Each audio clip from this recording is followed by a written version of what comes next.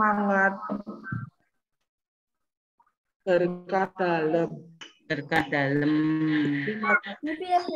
Terima kasih kepada Bapak Ibu yang sudah meluangkan waktu selama kurang lebih 1 jam ke depan untuk kita pertemuan parenting virtual kita hari ini. Syukur kita panjatkan kehadirat Tuhan, kita dapat mengadakan parenting virtual dengan tema pertemuan tatap muka terbatas atau PTMT, aman, belajar nyaman, supaya kita nanti lebih tenang melepas putra-putri kita yang akan PTMT nanti. Susunan acara pertemuan kita hari ini, yang pertama tadi adalah salam pembuka, kemudian yang kedua doa pembukaan, nanti akan dipimpin oleh Bu Agnes. Ketiga, sambutan dari Ibu Siska selaku Kepala Sekolah SD Marsudirini Surakarta. Kemudian yang keempat, pembacaan CV singkat narasumber kita. Lalu kelima, acara inti, yaitu materi dari narasumber kita. Yang keenamnya jawab, dan terakhir doa penutup dan salam penutup. Baik, untuk mempersingkat waktu, kita awali pertemuan kita hari ini dengan doa pembukaan. Monggo Bu Agnes. Baik. Bu Siska, Bapak Ibu Guru, kelas 1, 2, dan 3, Dr. Eni, serta orang tua murid kelas 1, 2, dan 3, marilah kita buka acara pada pagi hari ini dengan doa pembuka. Kita siapkan hati dan pikiran kita. Jam segini udah. Marilah kita membuat tanda kemenangan kita.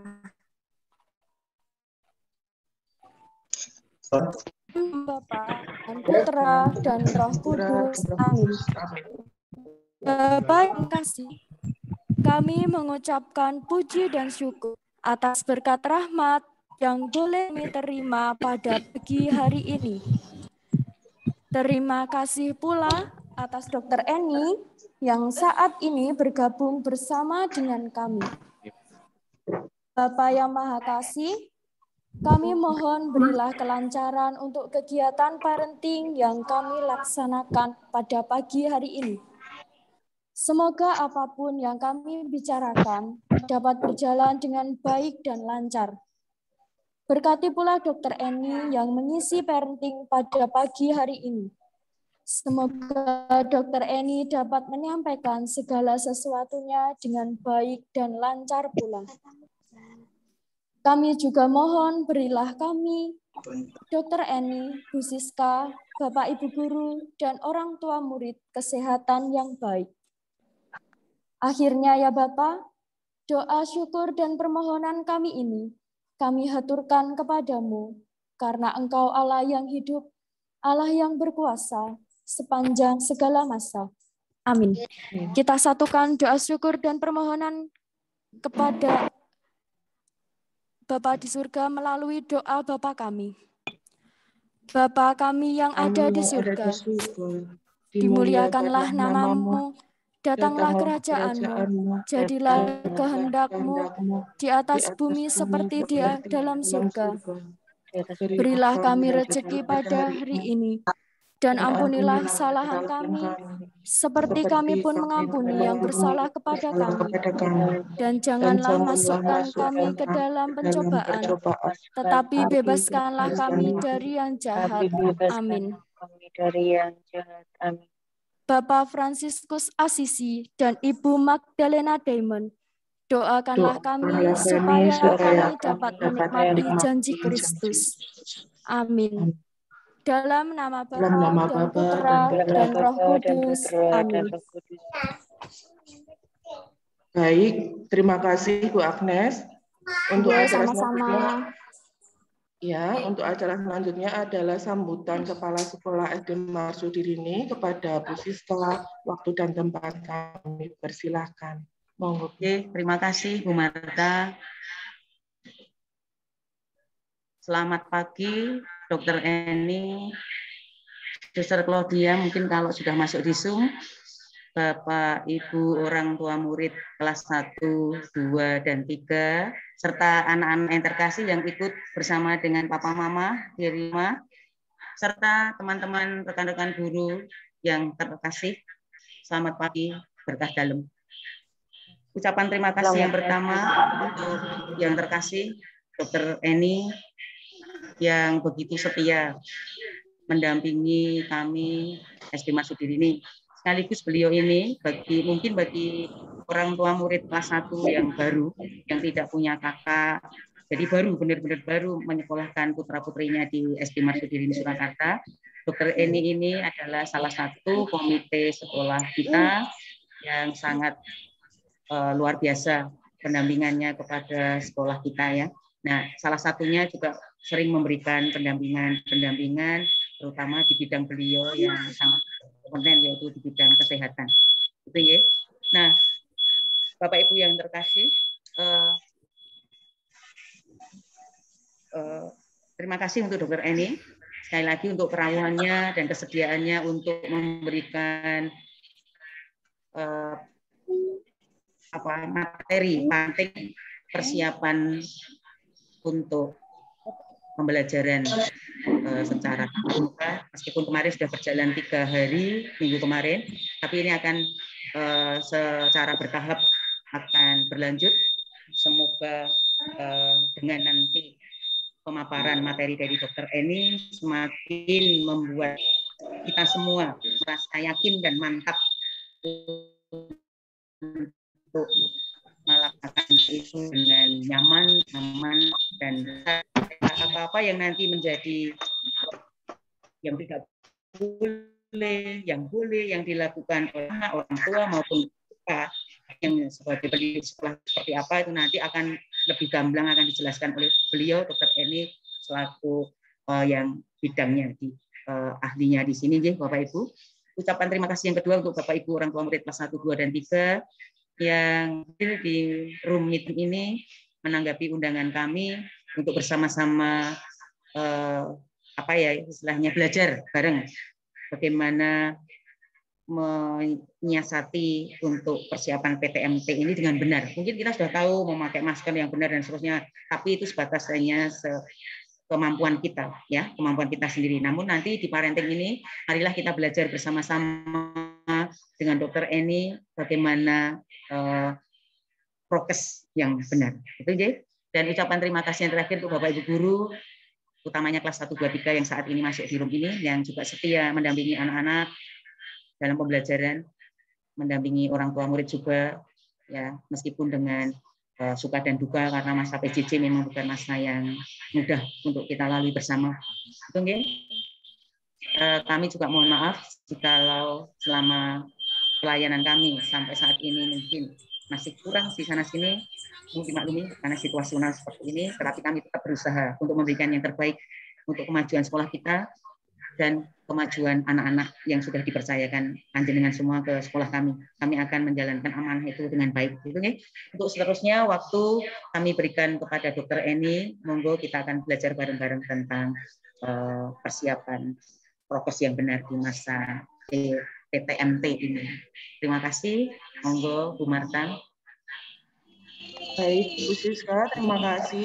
Menginjak acara inti kita yang bertema PTMT Aman Belajar Nyaman yang akan diberikan oleh narasumber kita, Ibu Dr. Eni Lisiawati, MPH. Beliau adalah dosen Stikes Nasional dan dokter atau vaksinolog di Klinik Cahaya Mitra. Beliau juga anggota komite sekolah di SD Marsudiri Surakarta. Nanti Ibu Dokter akan ditemani oleh Ibu Rini dan Ibu Diana. Karena kita sudah tidak sabar lagi untuk mendengarkan dokter, maka waktu dan tempat kami persilakan sepenuhnya pada Dokter Eni. Monggo dokter.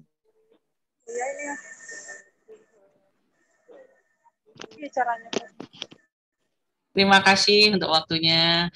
Selamat pagi Bu Siska, selamat pagi orang tua murid semuanya, selamat pagi. Selamat pagi, Dok. Nah, wajahnya baru muncul. Oke. senang bisa ketemu hari ini ya, dan senang juga akhirnya kita mendapat kabar bahwa sekolah sudah bisa dibuka kembali gitu ya. Nah, hari ini kita akan belajar bersama gitu lah ya, belajar bersama apa sih yang perlu dipahami oleh orang tua sebelum anaknya itu benar-benar memulai sekolah kembali, melakukan PTM gitu ya. Nanti kita nggak perlu terlalu formal, nanti yang penting mengalir aja. Nanti kalau misalnya ada pertanyaan silahkan dituliskan di chat dulu, atau nanti di akhir sesi nanti bisa membuka video kemudian bisa bertanya langsung gitu ya. Oke, saya izin share screen.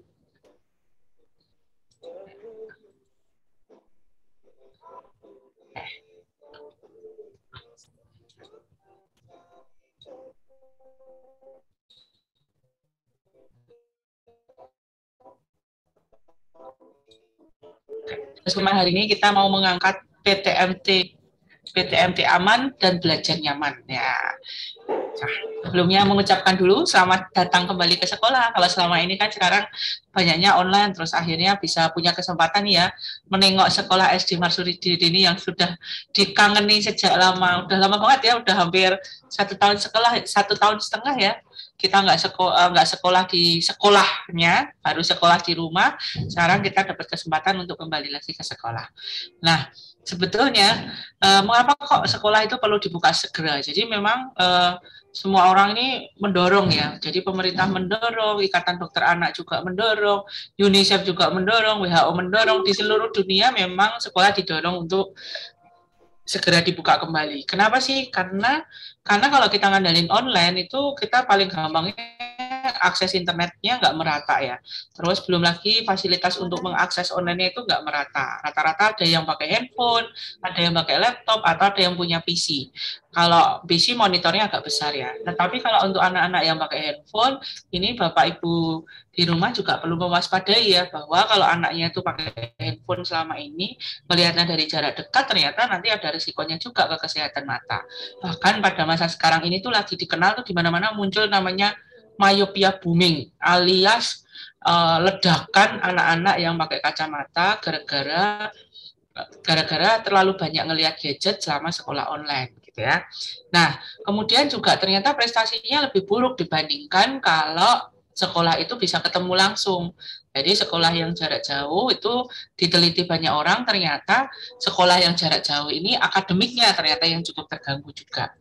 Nah, terus alasan yang ketiga, anak itu perlu sosialisasi. Jadi kalau di rumah terus kan mungkin ketemunya cuma sama orang tua, sama saudaranya aja gitu ya. Dan itu ternyata cukup mengganggu kemampuan anak untuk bersosialisasi. Jadi memang perlu didorong nih bahwa sekolah ini perlu dibuka kembali sesegera mungkin, tapi juga seaman mungkin. Terus kebanyakan nih anak-anak rata-rata kalau sekolah di rumah kurang aktivitas fisik ya. Kalau dulu paling enggak turun di pagar itu jalan ke kelas itu kan udah jalan ya. Kalau sekarang bangun tidur kadang belum mandi sudah di depan handphone, sudah di depan laptop, jaraknya paling cuma berapa meter gitu ya. Nggak kayak dulu, paling nggak perjalanan naik turun tangga itu dulu masih lebih banyak dibandingkan waktu sekolah di rumah. Apalagi mungkin kegiatan olahraga jadi kurang, terus keluarnya juga jadi kurang, nah, aktivitas fisiknya jadi kurang.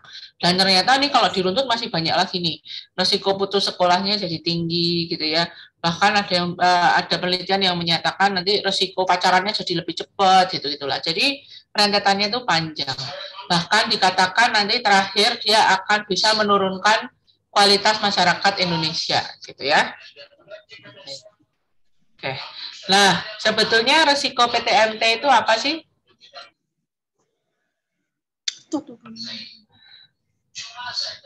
Oke, resikonya apa aja sih? Yang pertama adalah anak bisa terkena COVID-19. Itu resiko yang pertama ya. Benar.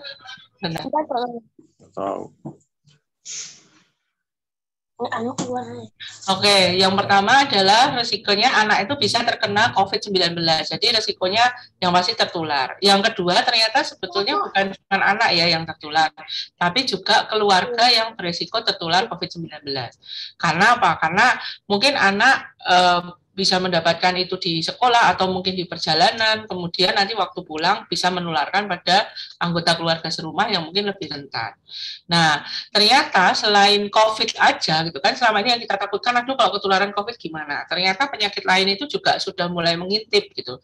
Taunya gimana? Karena di seluruh dunia sekarang juga lagi muncul kekhawatiran ini bahwa nanti pada waktu sekolah itu dimulai kembali, anak-anak yang dulunya itu di rumah aja, terus tiba-tiba nanti akan masuk kembali ke sekolah, ketemu dengan banyak orang lain, berarti akan ada resiko penyakit-penyakit lain juga akan mulai bermunculan.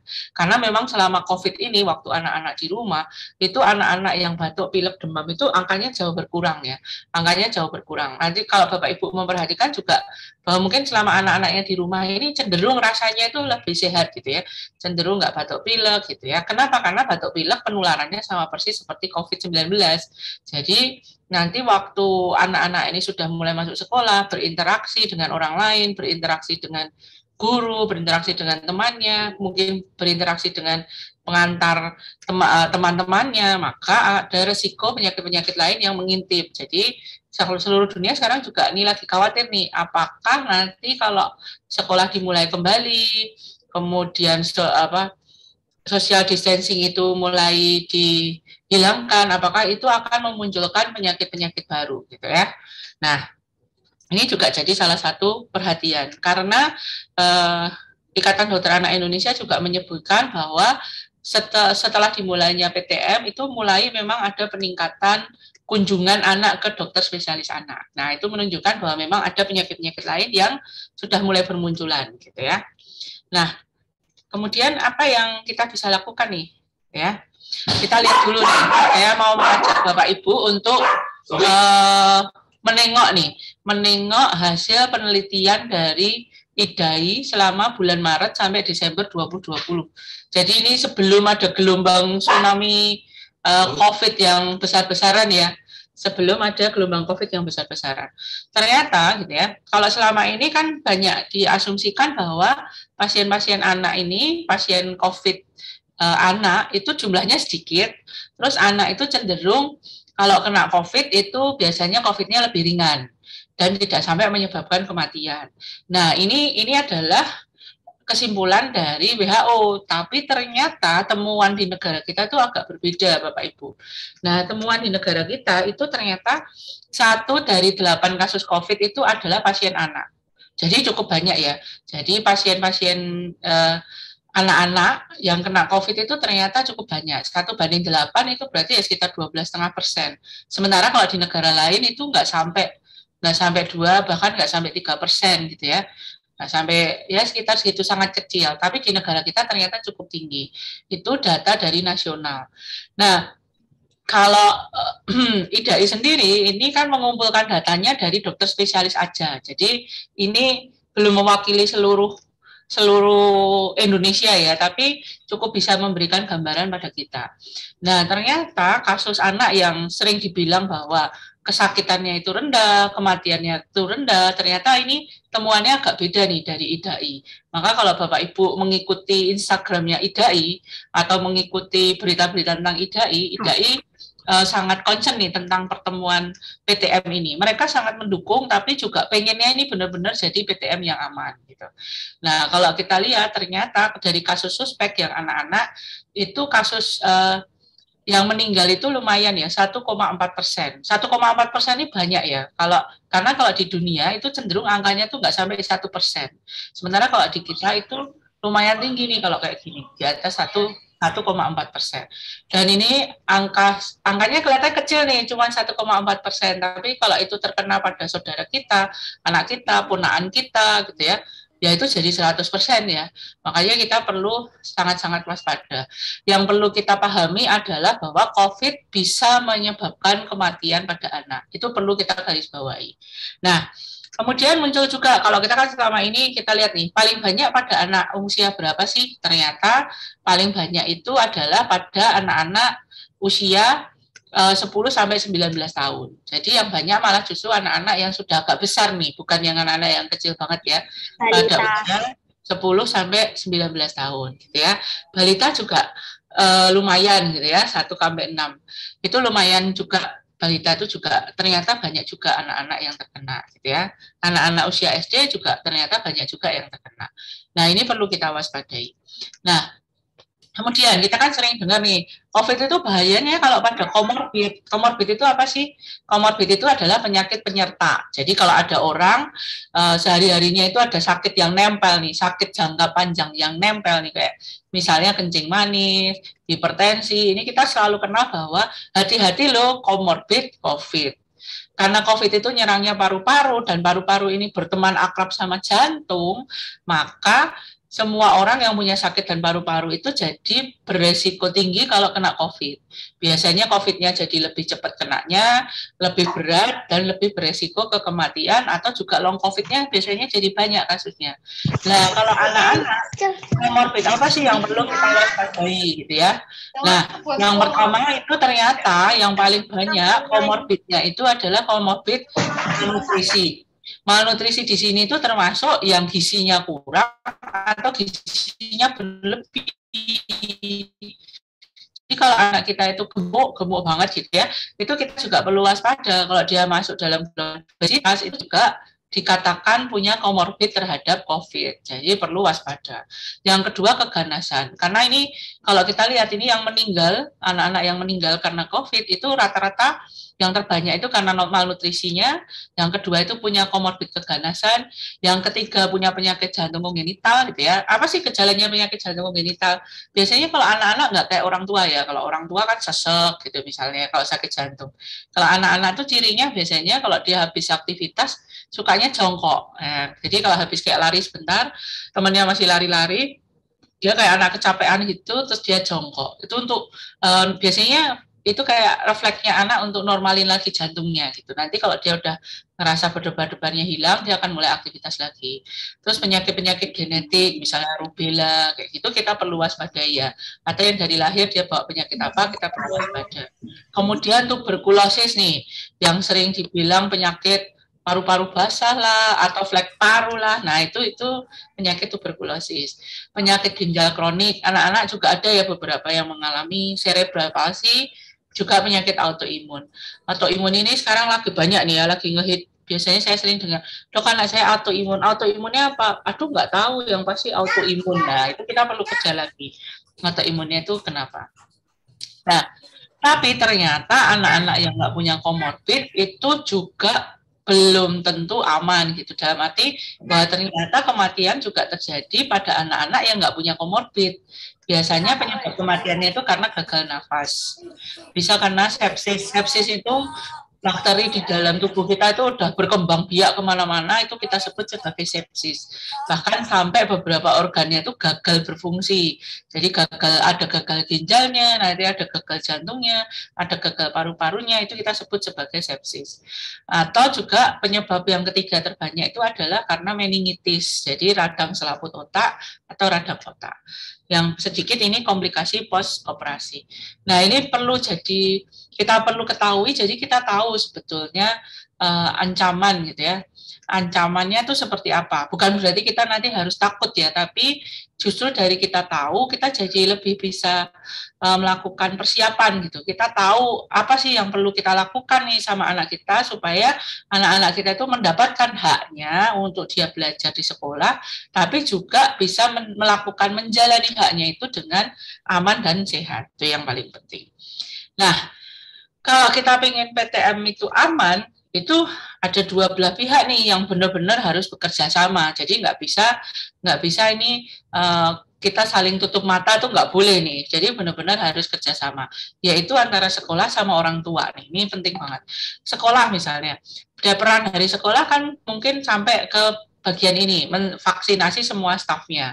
Harapannya kalau semua guru, murid, atau semua orang yang bekerja di satu sekolah itu semua udah divaksinasi, yang pasti mereka juga nggak akan menghindarkan mereka dari COVID-19.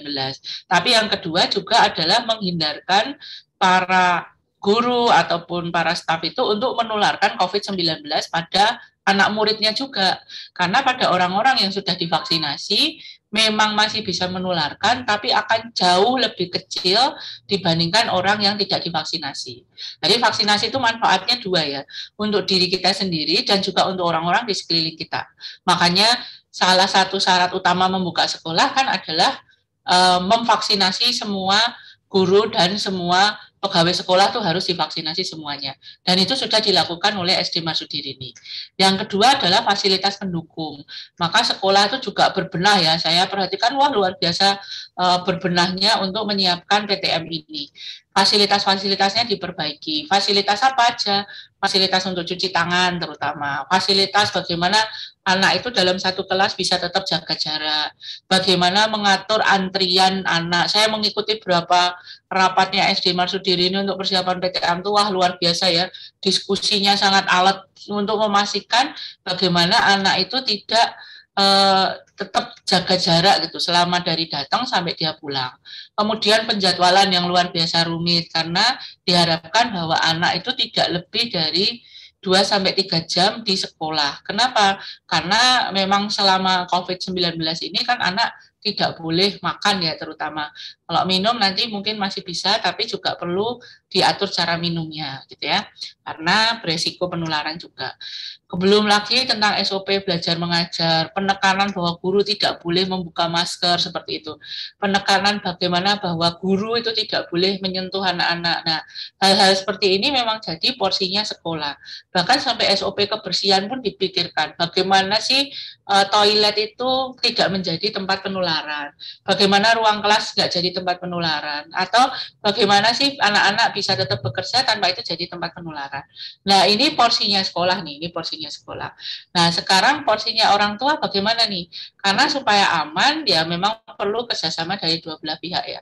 Sekolah juga pengen siswanya aman, orang tua saya yakin lebih pengen lagi kalau anak-anaknya aman kan ya. Jadi kita memang perlu kerjasama. Kerjasama itu dalam arti kita melakukan porsi kita dan kita juga saling mengingatkan. Nah, dari orang tua apa yang bisa dilakukan nih? Yang pertama, tolong pastikan bahwa seluruh anggota keluarga dan anak sudah divaksinasi COVID-19. Kalau untuk anak, itu ya sesuai usia ya. Kalau sekarang yang sudah boleh kan usia 12 tahun. Kalau yang belum 12 tahun, yang memang belum bisa divaksinasi COVID, ya nggak apa-apa. Tapi kalau bisa, usahakan seluruh anggota keluarga juga sudah divaksinasi COVID-19. Terutama misalnya, kalau ada lansia di rumah, ada eyangnya, ada oma opanya, ada mbah-mbahnya, itu harus kalau bisa usahakan sudah divaksinasi COVID-19. Yang kedua, kita screening dulu kesehatan anak kita. Jadi kita lakukan penapisan gitulah ya, kita perhatikan anak kita sebetulnya udah siap PTM apa belum. Karena kan PTM ini juga menjadi pilihan orang tua ya. Jadi kita memilih PTM atau tidak PTM, atau saya mau anak saya masih tetap di rumah aja. Itu pertimbangan utamanya adalah sebetulnya kesehatan anak. Nanti kita akan lihat ya, kesehatan anak seperti apa yang perlu kita pertimbangkan. Kemudian, nah ini penting banget ini, yaitu tentang pembiasaan 5M. Pembiasaan 5M. Pembiasaan 5M itu nggak bisa kalau kita mulai di sekolah, tapi harus dimulai dari rumah.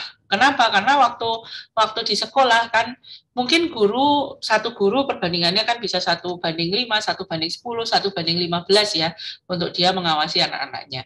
Jadi kalau bisa anak itu sudah terbiasa. Nanti kita lihat apa sih yang perlu dibiasakan. Kemudian usahakan ada bekal masker, minum, dan hand sanitizer itu jangan sampai ketinggalan untuk anak-anak kita. Kemudian yang perlu kita pertimbangkan juga dari orang tua adalah transportasi. Transportasi untuk dia pergi ke sekolah atau pulang sekolah. Kenapa? Karena pengalaman di Singapura, ternyata anak-anak yang terkena COVID itu mereka ketularannya bukan di sekolah, tapi justru ketularannya itu di transportasinya. Jadi waktu dia berangkat atau pulang. Jadi ini juga tolong diperhatikan. Apakah yang ngantar pulang itu siapa? Itu tolong diperhatikan. Idealnya yang mengantar dan pulang itu juga anggota keluarga serumah. Jadi bukan orang lain. Makanya memang tidak dianjurkan menggunakan transportasi umum selama PTM ini. Jadi diharapkan itu anggota keluarga serumah. Nah, yang terakhir itu adalah soal SOP-nya waktu pulang nih. Nah, waktu pulang ngapain? Anak-anak tuh harus langsung mandi, keramas, ya jangan lupa adalah sikat gigi. Karena penularannya kan dia juga terutama melalui makanan ya. Jadi mandi, keramas, sikat gigi itu ya waktu pulang sekolah. Nah, kemudian ada juga aspek yang perlu kerjasama antara sekolah dan orang tua nih. Yang pertama adalah kalau anak sakit, jangan dipaksakan masuk sekolah. Ini penting sekali ya. Jadi misalnya nih, anaknya agak sumer-sumer atau demam tapi nggak terlalu demam, tapi kayaknya badannya kurang enak. Lebih baik anak tetap di rumah. Ya, kenapa? Karena kebijakan selama COVID ini memang anak tidak bisa tinggal di UKS. Ya, ini kebijakan internasional. Jadi kalau misalnya nanti anak sakit di sekolah, maka orang tua sebaiknya segera menjemput dan bila perlu segera memeriksakan anaknya ya, karena memang tidak boleh ditinggal di UKS terlalu lama. Kalau mungkin dulu bisa nunggu di UKS sampai pulang gitu ya. Kalau sekarang memang sebaiknya segera dijemput. Nah, ini juga nih, kita juga perlu nih saling jujur nih antara sekolah dan orang tua, bahwa kalau ada anak atau anggota keluarga atau orang serumah yang mengalami COVID-19, tolong segera dilaporkan, karena ini penting banget. Karena itu untuk memastikan apakah anak perlu melakukan isolasi mandiri di rumah atau tidak. Nah, ini makanya kita butuh, kita saling terbuka ya, demi apa sih? Demi kesehatan, keselamatan, dan keamanan anak-anak kita ya, supaya apa, jangan sampai ini ternyata ada yang positif terus masuk sekolah gitu ya, nanti tuh bikin ini nih, dampaknya nanti akan satu sekolah perlu diliburkan, contohnya seperti itu. Nah, juga nanti ada beresiko kan, kita juga meresikokan anak-anak lain. Kalau kita pengen anak kita tuh sehat, aman, kita juga jangan meresikokan anak-anak lain yang mungkin di sekolah mungkin ada anak yang lagi nggak enak badan, atau mungkin anak itu ada temennya itu pulang ke rumah ada lansianya. Jadi kalau bisa, kalau ada anak, anggota keluarga atau orang serumah itu mengalami COVID-19, segera laporkan ke sekolah. Nggak perlu khawatir dengan kerahasiaan ya, karena pasti sekolah juga menjaga kerahasiaan itu. Karena ini tujuannya untuk kepentingan kita bersama. Oke, nah terkait vaksinasi COVID-19, ini makanya saya merasa perlu diulang lagi, pastikan bahwa seluruh anggota keluarga itu sudah divaksin COVID-19 sebisa mungkin. Jadi kalau memang belum umurnya ya nggak apa-apa. Atau mungkin ada penyakit yang tidak memperbolehkan orang tersebut divaksin COVID-19, ya nggak apa-apa. Tapi sebisa mungkin usahakan sebanyak mungkin anggota keluarga itu dia mendapatkan vaksin COVID-19. Kenapa? Karena yaitu tadi, ingat bahwa PTM itu punya risiko penularan COVID pada anak, punya risiko juga penularan COVID pada anggota keluarga serumah. Jadi kalau misalnya anggota keluarga serumah sudah divaksin, itu akan lebih aman juga. Kalau misalnya nih, orang tua saya yang sudah lansia belum bisa divaksin, Dok. Nah, oma-opanya ini belum bisa divaksin karena mungkin punya penyakit atau mungkin malah habis COVID terus menunggu 3 bulan. Apa yang perlu kita lakukan? Ya kita perlu waspadai interaksinya. Jadi kita kalau anak itu pulang, kita perlu waspadai interaksinya. Jangan sampai interaksi nanti cucunya yang baru pulang karena belum mandi langsung memeluk opa-opanya, nanti malah meresikokan opa-opanya. Jadi kita perlu perhatikan ya. Karena kita pengennya nggak cuma anak yang aman dan sehat, ya, tapi juga seluruh anggota keluarga dari siswa-siswa kita. Nah, ini yang penting juga nih, tentang screening kesehatan anak. Apa sih yang perlu kita pastikan ini kesehatan anak kita sebelum kita melepaskan anak untuk PTM? Yang pertama adalah status gizi. Ingat ya, bahwa komorbid utama yang bisa menyebabkan kematian pada anak itu adalah malnutrisi, alias status gizinya yang kurang baik. Kurang baik ini bisa terlalu rendah, bisa terlalu tinggi. Jadi apakah dia gizinya kurang atau gizinya berlebihan. Jadi kalau gizinya berlebihan juga beresiko ya Bapak Ibu. Maka kita perlu perhatiin status gizi anak kita. Nah, idealnya itu dari kita lahir sampai kita nanti lansia gitu ya, kita itu setiap bulan harus menimbang berat badan. Nah, apakah itu sudah kita lakukan pada anak-anak kita? Nah, apakah tiap bulan beratnya ditimbang, terus kita pastikan apakah berat badannya sesuai apa enggak? Nah, itu yang kita juga perlu lakukan ya Bapak Ibu ya. Karena kalau status gizinya kurang, kita perlu kejar nih wah kok anakku ternyata berat badannya kurang ya Bu Dokter, ini udah mau PTM, nanti dia beresiko ya, berarti kita juga harus kejar, kita evaluasi nih, oh apakah makanannya porsinya kurang, frekuensinya kurang, atau mungkin isi makanan itu ternyata lebih banyak karbohidratnya, atau isi makanannya itu kurang proteinnya, perlu kita perhatikan. Kenapa? Karena kalau gizinya baik, pertahanan tubuhnya baik, dia akan lebih tahan terhadap COVID-19 dan penyakit-penyakit yang lain. Nah, kemudian kita pastikan anak kita tuh nggak punya penyakit komorbid sebaiknya ya. Apa aja? Penyakit keganasan apapun itu. Kemudian penyakit jantung, kalau pada anak penyakit jantung kongenital ya biasanya. Apakah ada penyakit genetik, misalnya rubella atau penyakit-penyakit lain yang sudah dialami anak sejak dia lahir. Tuberkulosis, penyakit ginjal kronik, cerebral palsy, autoimun, penyakit paru kronis, misalnya asma gitu ya, itu juga termasuk kronis ya. Kemudian ada HIV atau enggak? Ini saya rasa enggak ada lah ya. Nah, yang terakhir kita juga pastikan anak kita tuh status imunisasinya gimana. Karena ingat ya, ada bahwa risiko PTM itu adalah penularan COVID pada anak, penularan COVID ke anggota keluarga di rumah, dan yang ketiga tuh penyakit-penyakit lain yang mengintip. Makanya tolong pastikan status imunisasi anaknya juga baik, gitu ya. Kalau misalnya nih ada orang tua, parent yang ragu-ragu nih, anak saya kira-kira siap nggak ya dok masuk PTM kalau lihat kondisinya kayak gini, bisa konsultasikan ke dokternya yang udah biasa ngerawat anak dari kecil, tanyakan, dok anak saya mau PTM dengan kondisi seperti ini, apa yang perlu kita perhatikan, gitu ya. Oke. Nah, kalau mau ngecek status gizi nih, mungkin bingung status gizi anak saya gimana ya, cara ngeceknya gimana? Paling gampang kita ukur berat badannya tiap bulan, tinggi badannya tiap bulan. Terus kita bandingkan dengan growth chart atau kurva pertumbuhan dari WHO 2007. Nanti kalau misalnya ada parent yang membutuhkan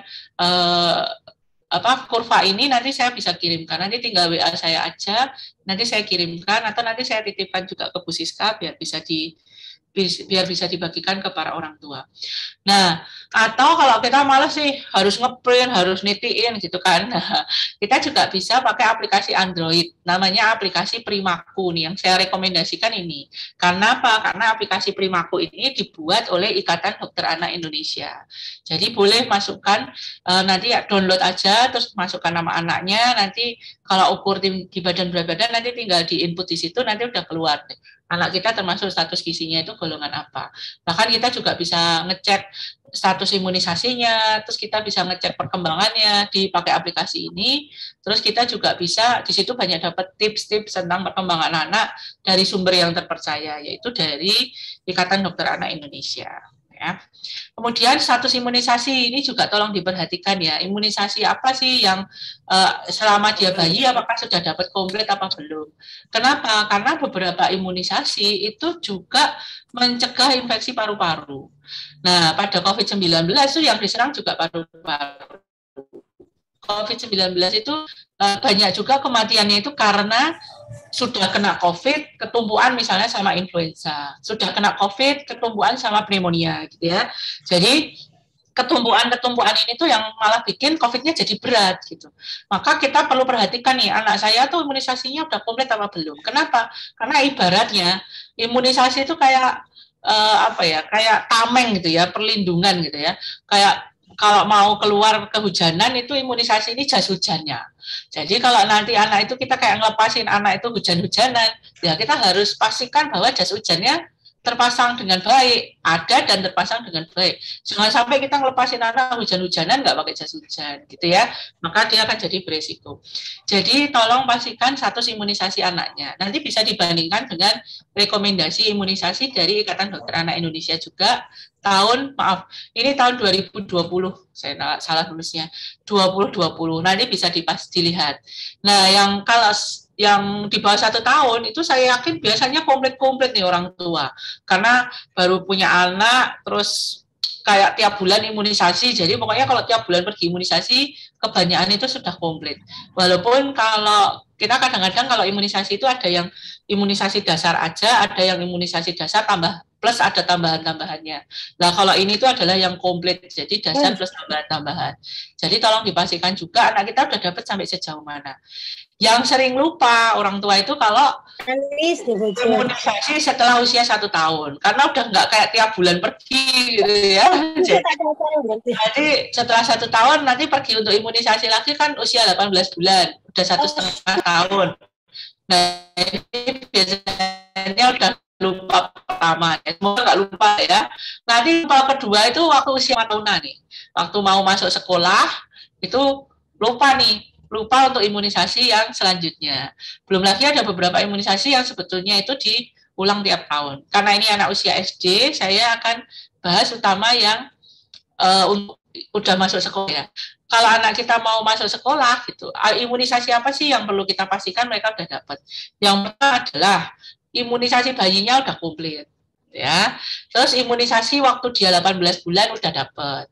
Terus imunisasi apa lagi nih kalau mau masuk sekolah? Pastikan dia udah dapat DTP yang usia 5 tahun. DTP usia 5 tahun itu jenisnya banyak ya. Ini saya gambarkan biar para parents sih juga ingat nih. Ada DT atau TD dari Bio Farma, ada Tetraxim dari Sanofi. Ini terkenalnya kalau yang Tetraxim ini adalah imunisasi prasekolah gitu. Kalau terkenalnya nih di Amerika, karena setiap kali anak itu mau masuk SD, imunisasinya ini dulu Tetraxim ini. Kemudian ada juga Adasel. Adasel juga isinya sama DTP, cuman kalau yang Adasel ini diberikannya setelah usia 7 tahun. Jadi kalau misalnya nih parent harusnya usia 5 tahun anaknya udah divaksin, tapi karena lupa ya atau pas dulu ada apa sampai akhirnya jadi tertunda, kalau mau divaksin lagi usianya udah 7 tahun, maka dikasihnya bukan yang Tetraxim atau enggak dikasihnya yang DT, tapi dikasihnya yang TD atau yang Adasel ini. Gitu. Nanti kalau misalnya, aduh ingat-ingatnya bingung, nanti tinggal bisa nanya lagi sama dokternya. Terus yang mau dianjurkan lagi, maaf, kenapa kalau DTP? Karena DTP itu singkatan dari difteri, tetanus, dan pertusis. Penyakit difteri itu menyerang saluran nafas. Pertusis juga menyerang saluran nafas. Makanya ini jadi garis bawah nih kalau buat saya, tolong DTP-nya jangan lupa. Kemudian yang kedua adalah vaksin MMR atau vaksin MR. Kalau MR itu dari Bio Farma, MMR itu dari MSD atau dari merek. Nah, kenapa kok MR atau MMR? Karena MR itu singkatan dari measles dan rubella. Measles itu sakit campak. Nah, campak komplikasinya adalah radang paru-paru. Jadi supaya yang melindungi paru-paru ini kita perhatikan. MMR itu isinya mumps, measles, dan rubella. Mumps itu biasanya penyakit pada, mumps itu gondongan. Kalau misalnya itu campak. Kalau rubella biasanya gejalanya kalau pada anak-anak atau pada orang dewasa gejalanya cuman kayak influenza gitu ya. Tapi kalau pada ibu hamil itu bisa menyebabkan kematian pada catatan pada bayi, itu rubellanya. Nah, jadi anak-anak kita perlu kalau mau masuk sekolah, kenapa? Karena penyakit gondongan itu penularannya lebih dahsyat daripada influenza atau COVID. Makanya ini jadi salah satu vaksin yang sangat dianjurkan sebelum masuk sekolah. Kemudian vaksinasi influenza. Vaksinasi influenza juga, influenza itu kayak pilek, demam, tapi nanti kalau terkena komplikasi, itu komplikasinya bisa ke paru-paru. Nah kalau di negara kita kok kayaknya influenza ringan-ringan aja ya dok? Sebabnya adalah kalau sampai orang itu kena influenza, terus masuk rumah sakit karena influenza, kita itu tidak melakukan pemeriksaan untuk melihat apakah dia ada influenza apa enggak. Karena pemeriksaan influenza itu mirip kayak pemeriksaan COVID, harganya juga mahal dan tidak terlalu populer di negara kita.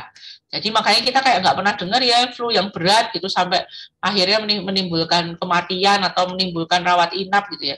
Padahal kalau di luar negeri karena pemeriksaan laboratoriumnya juga lebih intensif, maka flu ini luar biasa kasusnya. Penyakit influenza selama pandemi COVID itu menurun, hebat ya. Kenapa? Karena itu tadi anak-anak berada di rumah, kita itu bekerja dari rumah, kita banyak menghindari untuk berkontak langsung dengan orang-orang lain, itu menurunkan angka influenza. Tapi, nah kembali lagi, kalau anak-anak kembali ke sekolah, maka resiko ini akan tumbuh lagi. Jadi kita tolong perhatikan, vaksinasi influenza itu dilakukan setiap tahun, sejak usia 6 bulan. Ya, jadi sejak usia 6 bulan kita bisa lakukan imunisasi influenza. Entah itu pakai yang 3 strain, pakai flu bio, atau 4 strain bisa pakai yang vaksin Tetra dari Sanofi. Kemudian ada lagi vaksin pneumonia nih, ini sedang banyak didengung-dengungkan nih vaksinasi pneumonia. Kenapa? Karena ternyata penyakit COVID-19 yang ketumbuhan sama pneumonia ini kasusnya jadi berat. Maka ada juga vaksinasi pneumonia, tolong dicek apakah dulu waktu bayinya sudah dapat vaksinasi pneumonia ini. Vaksinasinya itu ada tiga sebetulnya. Pneumovac 23 itu isinya 13 strain, jadi lebih lengkap, atau Prevnar 13 atau Prevnar 13 itu isinya 13 strain, atau ada lagi yang namanya Synflorix. Nah, itu isinya itu 10 strain gitu ya. Cuma saya nggak tuliskan yang isinya 10 ini karena yang isi 10 itu hanya boleh diberikan di bawah usia 2 tahun. Kalau sudah di atasnya itu yang bisa dipakai hanya 2 ini gitu ya. Pneumovac 23 dari Merck dan Prevnar dari Pfizer. Dok, saya kalau misalnya ke dokter kok kayak nggak dikasih tahu, tanya aja. Karena itu haknya parents untuk tahu anaknya itu disuntik apa, terus apa sih bedanya, kenapa kok pilih yang ini dok, kenapa kok nggak pilih yang lain. Itu haknya parents ya, jadi tanyakan aja. Anak saya udah dapat apa aja, minta diterangkan oleh dokter yang mengimunisasi nggak apa-apa. Oke. Nah, sekarang ngomong soal pembiasaan nih. Pembiasaan yang perlu kita biasakan dari rumah. Jadi jangan di sekolah aja ya. Karena gini, kalau buat kita sendiri waktu pertama kali waktu pakai masker di luar rumah tuh rasanya nggak enak ya, Bapak Ibu ya. Pakai masker itu wah rasanya sumuk, gatel lah, terus ininya risih lah, ada yang sampai mukanya jadi jerawatan lah. Pokoknya pakai masker itu pertama kali itu kita butuh pembiasaan. Awal-awal rasanya ya pengen diturunin, pengen dibuka. Kalau udah dibuka males pakai lagi. Nah, makanya waktu anak-anak kita itu mau kita lepaskan untuk PTM, itu kan berarti mereka harus ada di luar rumah selama lebih dari 2 jam lah ya. Karena ada transportasi, mereka 2 jam di sekolah, terus nanti dia pulang kan juga butuh waktu. Jadi anak-anak kita kan butuh, kita hitung aja. Kira-kira kalau anak saya sudah mulai mau PTM, itu berapa lama dia akan di luar rumah. Maka kebiasaan apa yang saya perlu tanamkan sebelum saya ngelepasin anak itu untuk keluar. Kayak itu loh, kalau burung ngajarin anaknya untuk terbang, kan biasanya ibu burung itu nanti akan ngajarin anaknya dulu terbang, dia awasin, baru nanti dia benar-benar akan lepaskan anaknya itu terbang sendiri di luar. Sama seperti anak-anak kita yang mau PTM. Pastikan anak-anak kita itu sudah menguasai protokol kesehatan sebelum masuk sekolah. Jangan kita andalkan lah nanti diajarin sama gurunya aja. Jangan, karena nanti terlalu beresiko waktu dia udah sekolah, ketemu sama teman-temannya. Nah, itu kita perlu ajarkan. Apa sih yang perlu kita ajarkan? Gampang, kita inget-inget aja. Minimal kita ajarkan 5M. 5M itu apa aja? Memakai masker, menjaga jarak, mencuci tangan, menghindari kerumunan, dan mengurangi mobilitas. Oke. Kita akan lihat satu-satu ya. Soal memakai masker nih. Jadi kita hitung aja. Kalau saran saya buat parents, kita hitung nih. Misalnya anak kita dari berangkat sampai pulang butuh waktu 3 jam nih. Minggu depan anak kita mau PTM. Berarti mulai minggu ini kita ajarkan ya anak kita pakai masker di rumah selama 3 jam. Kita awasin perilakunya waktu pakai masker. Kira-kira apakah dia pengen ngebuka terus, pengen dilepas terus, atau gimana. Kita kasih pengertian pada anak-anak kita. Yuk supaya aman, maskernya harus dipakai. Apalagi masker yang dipakai adalah masker double ya Bapak Ibu. Masker double itu artinya bagian dalamnya itu pakai masker bedah, terus di luarnya kita tambah lagi dengan masker kain. Fungsinya apa sih? Nah, masker bedah itu fungsi filtrasinya. Jadi untuk mencegah COVID-nya itu masker bedahnya itu. Terus kenapa kok harus ditambah masker kain? Masker kain itu fungsinya adalah untuk memastikan bahwa tidak ada kebocoran udara. Jadi fungsinya itu ya, masker kain itu fungsinya untuk memastikan tidak ada kebocoran udara. Apalagi pada anak-anak penting banget ditambah masker kain. Kenapa? Karena biasanya ukuran wajahnya anak itu kan beda-beda ya, karena masih masa pertumbuhan. Masker bedah itu biasanya kayak nggak pas gitu ya, kurang pas gitu. Jadi kalau kita pakaikan tuh pasti banyak celah-celah di sini. Kalau pakai masker bedah tuh pilih masker bedahnya seperti apa? Yang pertama wajib ada kawatnya ya Bapak Ibu. Wajib di sini itu ada kawatnya. Jadi kan mungkin kita lihat, oh ada masker yang cantik-cantik itu, tapi sininya nggak ada kawatnya, tolong jangan dipilih. Pilihlah masker yang di sininya ada kawatnya. Kenapa? Kalau tidak ada kawatnya, maka kebocoran dari atas ini besar. Pilih yang ada kawatnya, terus kita pasang menutupi dari atas hidung sampai di bawah dagu. Jadi nggak boleh separuhnya. Kalau di atas dagu berarti itu kekecilan maskernya. Jadi harus di bawah dagu. Untuk memastikan ini rapat, tumpuk lagi dengan masker kain. Masker kainnya yang benar-benar pas ya. Jadi masker kainnya dicoba supaya di sini nggak ada kebocoran udara. Jadi masker kainnya juga nggak perlu yang terlalu tebal. Jadi pilihlah masker kain 2 lapis sudah boleh. Karena dalamnya sudah ada masker bedahnya. Jadi fungsi masker kain di sini adalah untuk menutup rapat di kanan kirinya itu, untuk memastikan nggak ada kebocoran udara, gitu ya, nggak gembas-gembus gitu ya.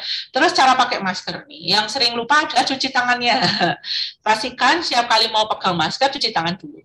Pegang masker itu di tali maskernya aja, jadi biasakan jangan megang semuanya, tapi tali maskernya aja. Apalagi kalau masker kotor, maka kita harus asumsikan bahwa masker yang di luar ini isinya COVID.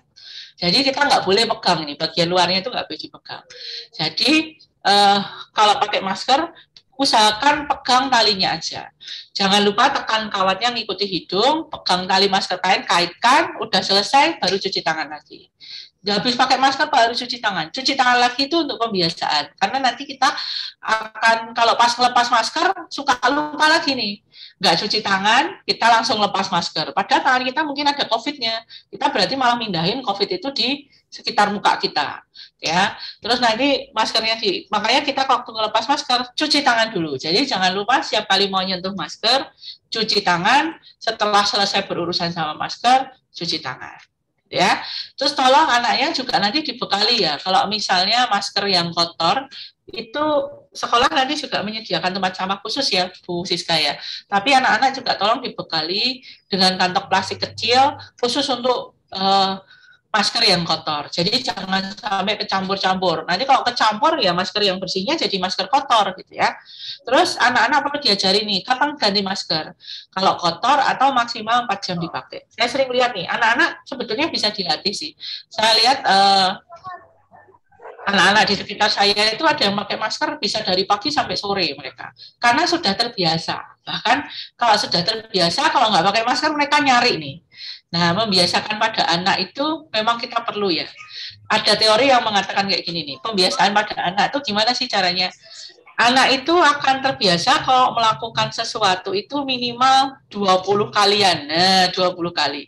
Jadi kalau kita mau ngajarin anak kita pembiasaan waktunya mepet, ya kita ulang-ulang dalam waktu 3 hari itu, anak-anak kita tuh kita ajarin sampai 7 kali itu ibaratnya. Dalam 3 hari kan sudah tercapai 20 kali. Nanti dia akan sudah terbiasa. Ya. Nah, kemudian jangan lupa cara cuci tangan. Minimal harus pakai sabun dan air mengalir. Kalau di tangan ini kelihatan ada pasirnya, itu wajib pakai sabun dan air mengalir. Nggak boleh pakai hand sanitizer. Kalau tangan kita kelihatan bersih, itu kita boleh pakai hand sanitizer. Jadi hand sanitizer tidak boleh misalnya habis mainan pasir gitu, itu nggak boleh cuci tangan dengan hand sanitizer. Wajib pakai sabun dan air mengalir. Cuci tangannya pakai 7 langkah. Saya yakin Bapak Ibu udah hafal ya. Telapak tangan dulu, terus kemudian punggung tangannya, kemudian jari-jari, kemudian kuku-kuku jari, jempol, ujung-ujung jari, kemudian pergelangan tangan. Nah, cuci tangannya wajib 20 detik. Kalau orang Amerika ngajarinnya sambil nyanyi lagu Happy Birthday gitu ya. Karena kalau Happy Birthday itu kalau kita nyanyi 1 set itu 20 detik.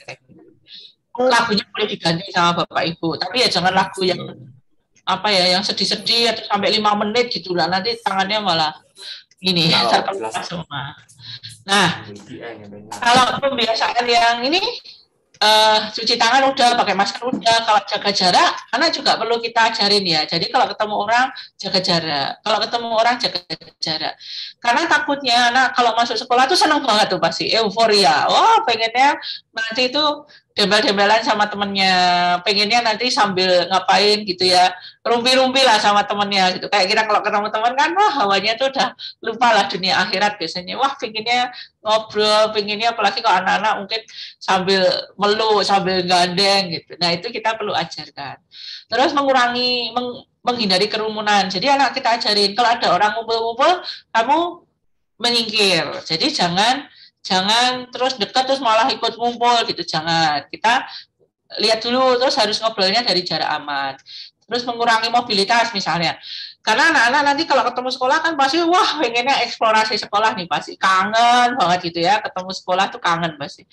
Nah, kita ajarin anak-anak juga untuk nurut nanti, karena di masa pertemuan PTM nanti pasti sekolah kan menetapkan nih jalurnya anak-anak tuh kemana, nanti mana area yang boleh dilewati anak-anak, mana yang tidak, karena nanti akan ada jalur masuk dan jalur keluar. Jadi kita perlu tekankan, kita ajarkan, kita ingatkan lagi anak kita untuk mengikuti gitu ya, supaya 5M-nya itu anak-anak benar-benar terbiasa. Kenapa?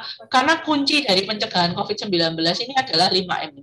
Kalau misalnya kita udah divaksin, kita udah wah sehat banget, vaksinnya COVID ya komplit, imunisasi lainnya ya komplit, tapi kita tidak melakukan 5M, ya nanti kurang, risiko penularannya jadi tinggi. Jadi tolong ya Bapak Ibu, pembiasaan. Tolong kita perhatiin anak kita 3 jam aja pakai masker, apa yang dia lakukan. Apa sih yang bikin anak nggak nyaman pakai masker? Atau jangan-jangan ada anak ya yang mungkin udah 15 menit itu maskernya udah kemana-mana gitu ya. Nah itu kita perlu bantu anak membiasakan diri dulu sebelum anak itu benar-benar masuk sekolah yang jaraknya cukup panjang. Harapan kita semakin banyak anak yang terbiasa dengan protokol kesehatan, sekolah akan jadi lebih aman, nanti PTM bisa lebih ditingkatkan, siapa tahu suatu hari nanti anak kita akan bisa kembali sekolah lagi seperti biasa. Oke. Mungkin sampai di sini, kalau ada pertanyaan, saya kembalikan ke MC. Terima kasih. Oh ya, kalau misalnya itu nanti bisa menghubungi saya di nomor WhatsApp ini ya, 081. Maaf ini nomornya agak salah. 081-382-773277. Nanti bisa di-share kali dari sekolah gitu ya. Nih maaf ini salah saya ketik nih. Oke, terima kasih. Saya kembalikan pada MC. Baik, terima kasih banyak Dr. Eni. Pengetahuannya sangat berguna sekali bagi kami. Sekarang saatnya untuk sesi tanya jawab. Monggo, apabila ada Bapak Ibu yang ingin bertanya. Tadi saya sudah, kalau dari chat boleh ya Dok? Boleh, boleh. Dari chat dulu ya, tadi saya sudah menyimak yang dari orang tuanya Panji, 1B. Pertanyaannya, vaksinasi MMR sebaiknya di usia berapa ya Dok? Kenapa? Kalau MMR itu sebetulnya yang pertama itu di usia 12 bulan. Kemudian nanti diulang kembali nanti di usia 5 tahun itu. Jadi memang dilakukannya beberapa kali memang. Gitu. Nah, makanya sebelum sekolah pastikan sudah dapat MMR yang berikutnya. Atau kalau dulunya belum pernah MMR, ya nanti diberikan MMR yang pertama dulu, kemudian nanti selang 2 bulan diberikan MMR yang kedua. Ya, begitu ya. Begitu Bapak Ibunya dari Panji. Yang kedua Dok, dari orang tua Arnold Johnson 2D. Dok, jika anak saya waktu umur 1,5 tahun terkena virus Kawasaki, amankah untuk PTM? Oke, karena kalau Kawasaki itu kan dia memang penyakit yang sifatnya akut. Jadi kalau dia sudah sembuh ya sudah sembuh gitu. Kecuali akibat Kawasaki-nya ada gejala sisanya gitu. Misalnya ada gangguan di jantung gitu ya. Itu baru yang kita waspada untuk PTM. Tapi kalau dulu pernah Kawasaki sudah sembuh bisa PTM gitu ya. Asal yang lain-lainnya juga baik ya Bu ya. Status gizinya jangan lupa dicek. Oke. Virus Kawasaki itu apa Dok? Saya yang tanya sekarang. Virus Kawasaki itu penyakit Kawasaki gitu ya. Penyakitnya dikenal sebagai penyakit Kawasaki. Oke. Gejalanya, kalau dia itu bisa sembuh tapi bisa juga komplikasinya itu ke penyakit jantung gitu ya. Jadi kalau Kawasaki-nya dia sembuh, ya sudah berarti nggak ada lagi gejala sisanya. Tapi ada juga yang terjadi komplikasi, dia akan mengalami sakit jantung. Nah kalau sampai sakit jantung memang perlu diwaspadai gitu ya. Gejalanya itu demam, terus nanti ada kemerahan gitu, kayak campak, hampir kayak campak ya. Hampir kayak campak, terus nanti bibir, lidahnya itu kering, kemerahan gitu ya. Merah-merah, telapak tangan sama kakinya itu bengkak gitu ya, hampir kayak penyakit mulut, tangan dan kaki gitu ya, kalau pernah dengar, atau flu Singapura, mirip-mirip kayak gitu. Nah, tapi dia komplikasinya yang lebih berat karena dia bisa menyebabkan komplikasi ke jantung. Gitu Bu. Iya, terima kasih Dok. Terus ada lagi Dok, ini dari orang tuanya Felis 1D. Oh ini ke sekolah ini. Untuk kelas 1 vaksin dapat dari sekolah atau harus vaksin mandiri? Ini mungkin mohon bisa saya jawab ya Dok. Ini mungkin bisa jawab untuk kegiatan Puskesmas Gajahan karena di SD Marsudirindi itu di bawah Puskesmas Gajahan yang sudah terlaksana baru-baru ini adalah screening ya Bapak Ibu. Jadi dari sekolah untuk kelas 1 dan 2 nanti akan ada vaksin TB dan TT secara terjadwal nanti menunggu dari Puskesmas. Gitu. Ya, saya nambahin ya Bu ya. Memang kalau dari sekolah itu ada namanya bias bulan imunisasi anak sekolah. Itu biasanya dapatnya kelas 1, 2 sama kelas 6. 1, 2, 3 ya. 5. Yang diberikan DT. Yang pertama itu kalau kelas 6 biasanya DT, nanti baru di kelas 7-nya itu bisa dapatnya TT, tapi D-nya nggak dapat. Jadi memang bisa dari sekolah, bisa juga dari mandiri. Kalau dari mandiri kita bisa dapat yang, kalau tetrasim tadi isinya 4, jadi difteri, pertusis, sama tetanus ditambah dengan polio, karena polio sekarang juga lagi ngintip-ngintip nih. Kalau yang dari sekolah itu biasanya isinya tetanus dan difteri atau tetanus aja gitu. Itu perbedaannya. Jadi monggo dari orang tua. Maka memang sekolah dan orang tua ini harus sering kolaborasi ya Bu, biar kita tahu juga kalau anak kita disuntik apa gitu. Saya suka sedih nih kalau dengar orang tua, anak saya tadi habis disuntik Bu, suntik apa? Gitu. Nggak tahu. Jangan dong. Nggak tahu. Nah, kita dikasih permen aja, kita harus tahu permennya apa, kok apalagi disuntik. Nah, sekarang saya ada orang tua yang nanya gitu. Orang tua juga, sekolah juga harus info ke orang tua ya Bu ya, anaknya disuntik apa. Ada lagi nih Dok, kalau anak saya pernah MMR, influenza, dan sudah imunisasi yang anti pneumonia saat umur 5 tahun, dan baru sekali itu nantinya harus diulang umur berapa ya Dok? Oh, tadi sudah dijawab. Kalau MMR-nya 3 kali ya Bu ya, jadi nanti usia 12 bulan, 18 bulan, terus usia 5 tahun. Kalau dia udah dapat baru sekali, MMR-nya nanti perlu diulang lagi sekali.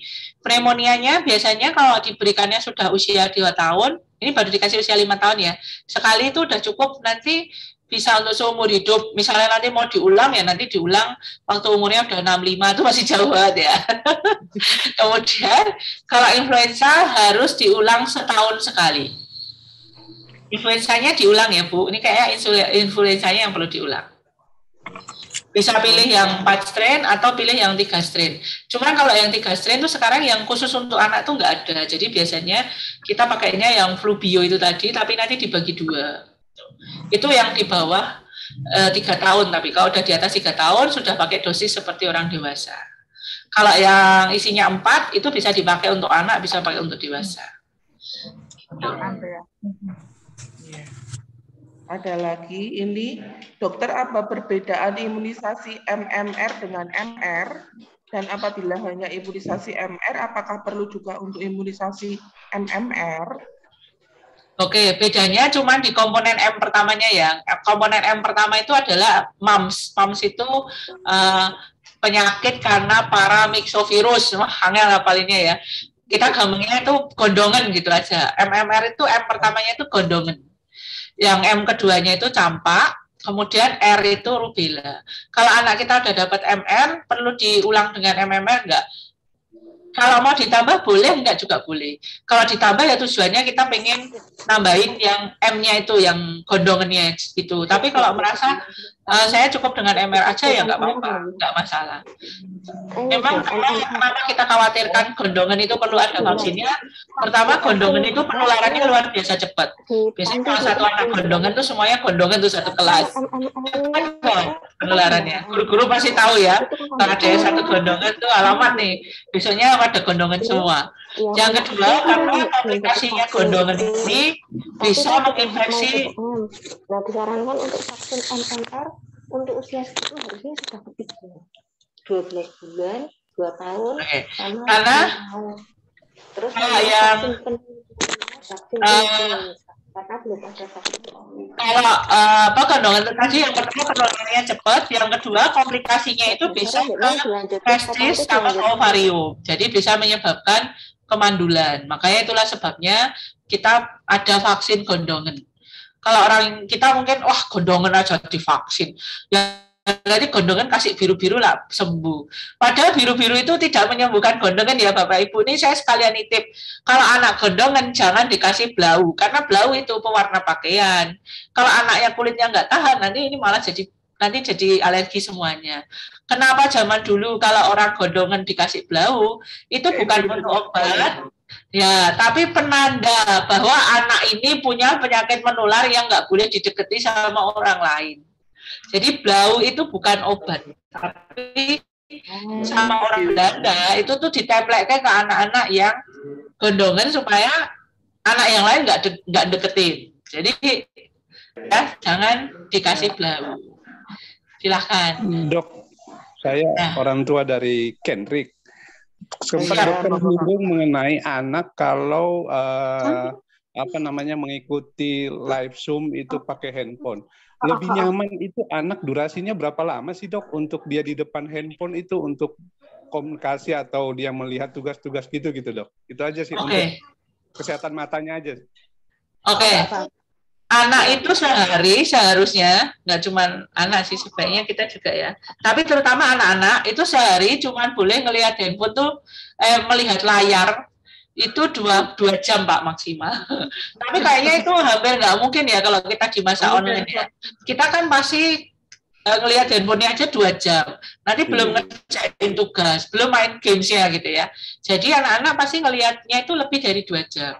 Ya jadi yang pertama kita harus batasi waktu untuk ngelihat gadget. Jadi kalau misalnya dia sudah untuk sekolah online-nya udah hampir 2 jam, ya kalau bisa jangan mainan lagi gitu ya. Kenapa nanti makanya resiko rusaknya besar. Yang kedua, pilih layar yang lebih besar. Semakin besar, semakin aman sebetulnya. Jadi daripada handphone akan lebih baik kalau pakai laptop. Akan lebih baik lagi misalnya kita pakai PC monitornya dibesarkan, jaraknya nanti agak jauhkan. Itu buat mata anak akan lebih nyaman. Gitu. Jadi terus jangan lupa ada aturan 20-20-20 ya Bapak Ibu. Artinya apa? 20 menit kita ngelihat layar, kita harus istirahat 20 detik untuk melihat 20 feet atau 6 meter. Jadi istirahatnya itu dengan ngelihat jauh 6 meter gitu ya. Sambil ngelamun-ngelamun gitu ya nggak apa-apa 20 detik nanti lihat lagi ke gadgetnya. Itu akan membantu kita supaya tetap matanya tetap sehat. Itu untuk anak-anak dan orang tua. Untuk orang tua. Jadi yang pertama batasi 2 jam, yang kedua semakin besar layarnya semakin baik. Yang ketiga adalah 20-20-20. 20 menit melihat gadget, 20 detik istirahat, dengan melihat jarak 20 feet atau 6 meter. Kita sama. Baik, ini pertanyaan terakhir ya Ibu Bapak. Nanti boleh lewat chat dokter. Ini nomor WA-nya berapa dokter? Ya. 081 382 382 77 3277 ya. Nanti kalau masih ada yang mau bertanya, Mama Rara mau tanya. Rara ya baik, terakhir ya, monggo. Ya. Selamat pagi, terima kasih atas waktunya dokter. Tadi saya tanya, tadi sudah beberapa menanyakan masalah MR dan MMR untuk imunisasi karena waktu masih bayi masih ada dualisme ini bahwa MMR itu menyebabkan autis ya. Jadi kemarin karena saya ragu-ragu karena memang ada bakat dalam keluarga besar itu ada yang special need itu. Jadi kami ragu-ragu terus. Nah, itu apakah sekarang anak-anak sudah usia 9 dan 10 tahun itu bagaimana? Terus dulu pernah waktu kelas 1 dapat MR dari bias. Nah, itu hubungannya bagaimana? Lalu varicella, dokter. Varicella anak-anak baru dapat 1 kali, padahal harusnya 2 kali ya, dokter. Itu karena setelah yang kedua itu anak-anak sudah tahu rasa sakit. Jadi begitu lihat dokternya aja udah kirap-kirap. Nah, sekarang anak-anak sudah sadar dengan pentingnya imunisasi, mereka mau apakah saya tanya waktu itu apakah perlu diulang untuk variselanya, tapi katanya hubungannya dengan MR dan MMR itu saya masih bingung ininya harus dilakukan apa untuk anak saya yang sudah 9 sampai 10 tahun dan sudah pernah dapat MR dari bias. Kemudian yang kedua untuk Prevenar, mereka sudah full dapat Prevenar 13 waktu itu. Nah, itu apakah harus diulang untuk PV-nya 23 ya? Ya. Oke, siap. Jadi dari MMR dulu ya, MR atau MMR. Kalau sudah pernah dapat dari bias, MR-nya kan cuma sekali, Bu. Kalau dia belum pernah dapat sama sekali, sebetulnya kalau mau diberikan MMR bisa, tapi nanti 2 kali ya. Jadi MMR-nya diberikan 2 kali, selangnya 3 bulan. Ya, maksimal 3 bulan. Kalau misalnya kayak tadi nih, jadi mau pilih MR atau MMR, kalau saya itu kita juga lihat dari biayanya ya. Memang kalau MR itu harganya jauh lebih murah daripada yang MMR. Jadi kalau itu saya pasrahkan ke orang tua. Kalau misalnya memang memungkinkan, kalau saya ya sebisa mungkin lebih lengkap, lebih baik. Jadi kita pilih yang MMR. Kalau anak sudah dapat MR, mau ditambah MMR lagi boleh nggak? Boleh, karena vaksin itu tidak mengenal vaksin itu nggak mengenal overdosis gitu. Jadi lebih baik kita kelebihan daripada kita kelewat atau lupa. Jadi kalau misalnya dulu lupa udah pernah dapat atau belum, udahlah saya suntik lagi aja, itu nggak apa-apa. Kalau divaksin nggak apa-apa. Lagi pula kan nyuntik vaksin itu nggak mungkin yang kayak jaraknya dekat-dekat kan, biasanya juga jaraknya cukup jauh. Terus vaksin itu bekerjanya, kita masukkan, nanti dia akan bekerja sama dengan tubuh kita. Seandainya nih, dulu udah pernah suntik, terus kita suntik lagi, ya nanti tubuh kita tuh akan naker. Oh nih ini kok sudah nih, jadi paling untuk meningkatkan lagi aja gitu. Jadi nggak apa-apa, lebih baik kita itu kebanyakan vaksin daripada kita ada yang lupa. Karena nanti kalau sakit kita malah yang gelo kalau saya ya, kok iman-iman gitu. Kadang kayak di masa COVID ini kalau ada pasien mau vaksin flu tapi masih batuk pilek gitu ya, kan biasanya kita tunda sampai dia sembuh gitu. Yang sedih itu kalau pas sambil menunda ternyata kena COVID itu kita dokternya ya ikut sedih loh, ikut sedih. Aduh tahu gitu kan kemarin dipaksakan misalnya kayak gitu. Nah kalau untuk MR atau MMR, kalau pilihan kalau rekomendasi saya kalau memang memungkinkan ada budgetnya ya lebih baik yang lengkap yaitu MMR. Kalau belum pernah dapat MMR sama sekali, MMR itu bisa disuntikan pada semua umur kok, Bu. Jadi nggak terlambat, bisa diberikan 2 kali. Bahkan kalau kita memberikan vaksinasi MMR untuk anak kita, apalagi anak kita perempuan ya, itu kita sedang melindungi generasi berikutnya. Karena kalau mau menikah, sekarang salah satu vaksin yang sangat dianjurkan adalah MMR. Kenapa MR atau MMR ya? Kenapa? Karena angka kejadian rubella di negara kita itu nomor 4 di dunia loh ya. Kita adalah negara dengan penyakit rubella kongenital alias rubella pada bayi nomor 4 di dunia. Pada bayi yang kena rubella itu biasanya kalau nggak cacat meninggal. Cacatnya itu biasanya tuli, katarak, terus ada retardasi mental. Sedih kalau lihat anak-anak yang terkena rubella itu dari orang tuanya. Itu sangat disayangkan. Maka MMR ini saya kalau lihat pasangan yang mau menikah itu saya juga selalu wanti-wanti nih, vaksinasi MMR. Kenapa? Karena Indonesia kan berapa tahun yang lalu ada vaksinasi MR nih di sekolah ya Bu ya. Itu malah serentak dari usia 9 bulan sampai SMP itu semuanya divaksinasi MR. Tapi habis itu berhenti. Nah, kalau seperti itu nanti resikonya yang kena itu malah yang tua-tua, yang dewasa-dewasa. Padahal dewasa ini adalah usia menikah dan usia punya anak. Nah, jadi nanti akan meningkatkan resiko bayi-bayi yang lahir dengan rubella. Karena rubella ini kalau kena di orang dewasa, cuman kayak flu biasa, nanti sembuh sendiri. Tapi kalau kena di ibu hamil, anaknya cacat. Gitu. Jadi kalau kita nyakoni anak kita dengan MR atau MMR, itu kita nggak hanya sedang melindungi anak kita, tapi generasi selanjutnya. Oke. Kemudian kalau untuk vaksinasi influenza ya Bu ya, kalau influenza itu diberikan setahun sekali sejak usia 6 bulan. Nah, kalau dia belum pernah dapat vaksinasi influenza sebelumnya dan usianya masih di bawah 9 tahun, maka diberikan 2 kali dulu. 2 kali selangnya 1 bulan, nanti tahun berikutnya itu sekali. Gitu. Itu varicella, dokter. Oh, varicella, maaf. Iya. Varicella itu bisa diberikan, jadi misalnya usianya udah 6 tahun, bisa diberikan kapanpun. Kalau misalnya dulu udah dapat yang pertama, ada catatannya ya Bu. Nanti nggak perlu ngulang yang vaksin yang pertama, nanti langsung lanjut aja yang kedua. Gitu. Jadi tidak ada apa redundant dengan yang MMR-nya itu, dokter. Tetap varicella jalan, MMR-nya juga Ya. jalan gitu, dokter. Ya, dan anak-anak itu bisa terima vaksin itu berbagai macam bahkan dalam satu waktu. jadi memang mau diberikan bisa. Jadi nggak perlu takut. Oh nanti kalau sudah saya kasih MMR nanti varicellanya gimana, nggak apa-apa. Tapi karena ini sama-sama hidup ya nanti dikasih jarak 1 bulan. Jadi antara MMR sama varicellanya dikasih jarak 1 bulan. Mau yang mana dulu? Gitu. Yang prioritas yang MMR dulu atau yang varicella dulu, dokter? Kalau saya MMR dulu.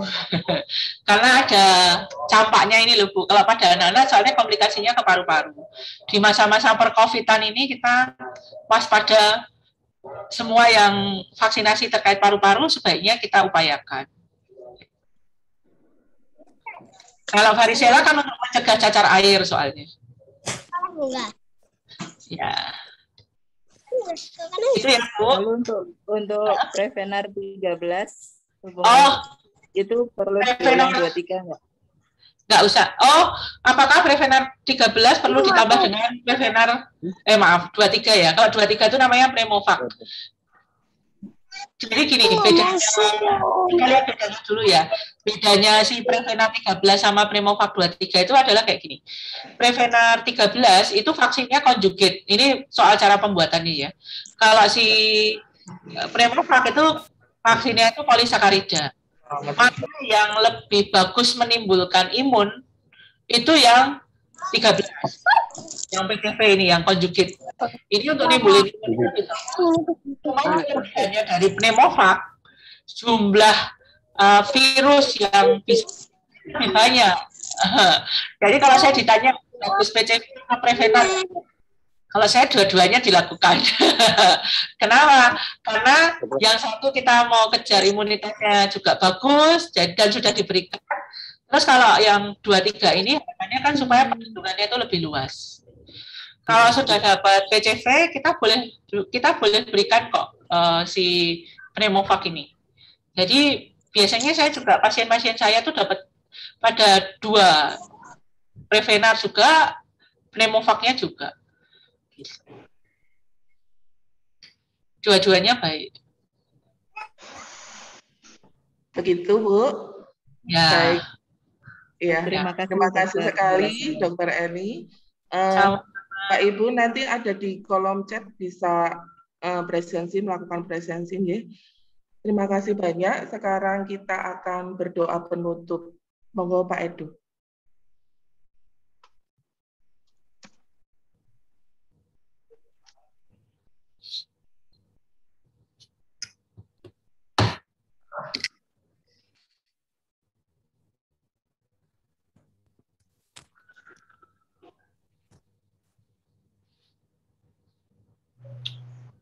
Ya, terima kasih Bu Marta.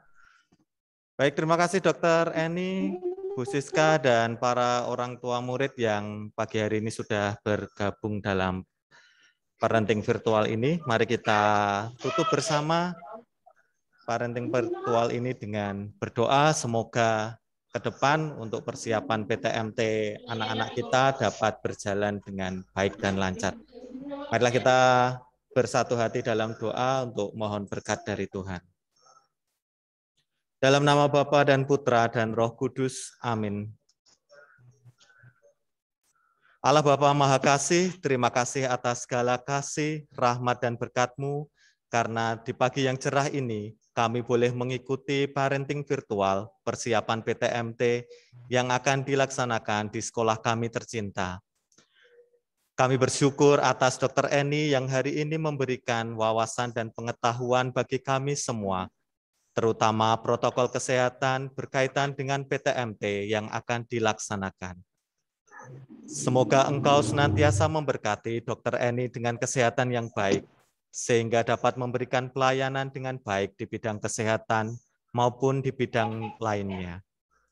Dan bagi kami semua, warga sekolah, orang tua, dan anak-anak, Semoga selalu bersinergis dan bekerja sama, selalu menjaga, memastikan protokol kesehatan dengan baik dan disiplin, agar saat anak-anak PTMT nanti, semua bisa berjalan dengan baik, aman, sehat, dan lancar.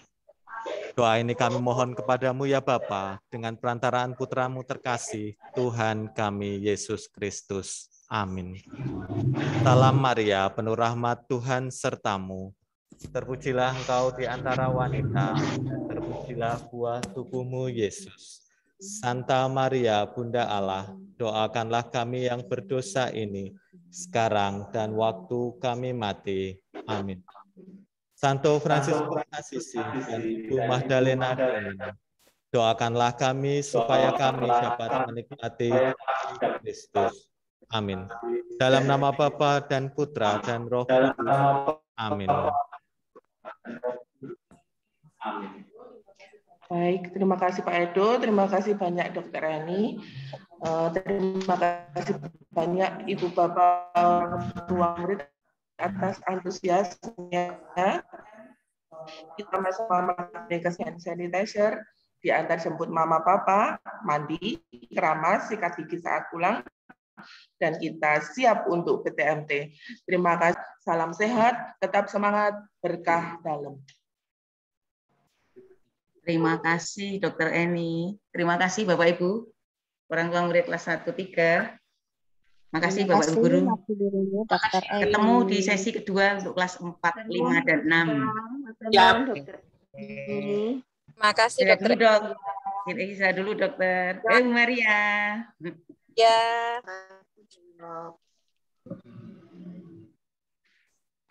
Selamat pagi, berkah dalam Bu Maria. Selamat pagi. Saya izin live ya Bu. Oke Dok, istirahat dulu Dok. Ketemu jam 11. Jam 11 ya, benar jam 11. Oke.